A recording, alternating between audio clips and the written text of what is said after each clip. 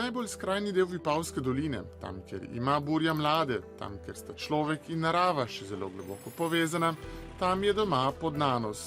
Tukaj se je pred 110 leti izpod rok domačega župnika Stanka Premrla rodila tudi znamenita melodija Prešernove Zdravljice, ki je pred natanko četrt stoletja postala slovenska himna. Mi se tukaj pohvalimo, da je tukaj rojstni kraj slovenske himne. Avtor Stanko Premrl se je porodil v hiši tukaj za nami leta 1880. Praktično pri 25 letih je že uglasbil Zdravljico. Tažen 905 je himna nastala, tako da res imamo same obletnice. Bomo tudi nekako leto v tem stilu pravili zaključiti.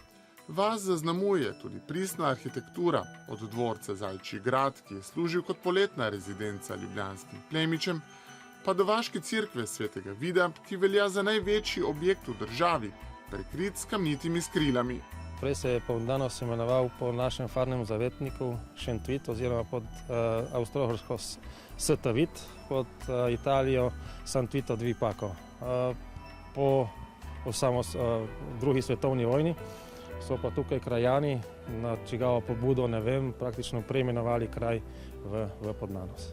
Podnanos in njegova okolica veljata tudi za zibelko vinske sorte Zelen, o katerem je že v slavi Vojvodine Kranjske pisal Valvazor.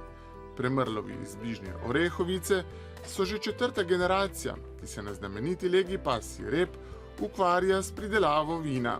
Resno smo se z vinogradništvom začel ukvarjati moj oče, ki je leta 1985 se je odločil, da se bo nekako posvetil sorti Zelen, ki je v bistvu v tistem času bila pred tem, da izumre. Mislim, da je bilo takrat ohranjenih samo še par hektarov vinogradov. Tako da takrat je v bistvu bil zasajen prvi vinograd samo z zelenom v pasjem repu na legi Sveta Trojica. Vipavska dolina z okolico predstavlja tudi pravi mali raj za planince in pohodnike. Ob slovitem Nanosu je tukaj še veliko drugih zanimivih vzpetin.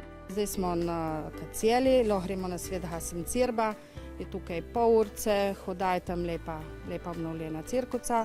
Dol se lahko vračamo na Podrago, lahko gremo na Sveto Ano, je tudi blizu, lepa pot. Tukaj, če pa pogledamo, je pa že Sveta Trojica, gremo tudi z Orehovce, gor je tudi taka položna, lepa Polurce, dolga pot.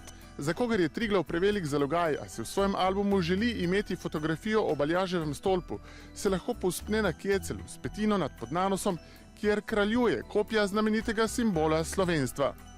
Odkar je nekdanjo ovinkasto cesto, ki je iz notranjosti vodila proti Vipavski dolini, pred leti zamenjala sodobna avtocesta, velja Podnanos in njegova okolica za pravo malo oazo miru, ki čaka, da jo zdaj prebudi pomlad.